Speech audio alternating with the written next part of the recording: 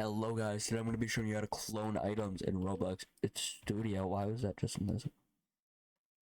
Okay, anyways, how to clone objects in Roblox Studio. The first thing you're going to do is, I want to get in the replicated storage. I'm just going to, there's like large parts right here. I'm just going to put it in the replicated storage. I'm going to get the server script service. And I'm going to do wait 1 second. I'll wait 5, and when it's in the replicated storage, it will not be like physically there. You cannot collide with it, you cannot see with it, but it still exists. You're gonna wait 5 seconds, and I'm gonna get the part with game.replicated storage, that part. Now to clone things, you're gonna do colon and clone. When you do this, you want to create it as a variable, so local part equals that, because you need to set some parameters for it.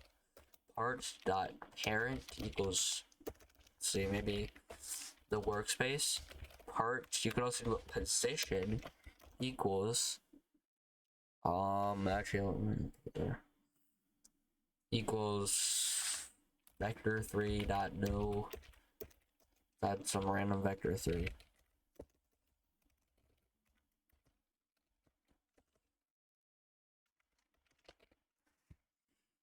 Okay, so then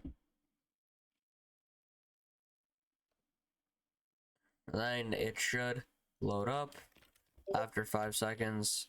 If I'll just go here, I just realized everything in the main part. It's definitely not that one. It's this one. After 5 seconds, the part clones and it gets back over here.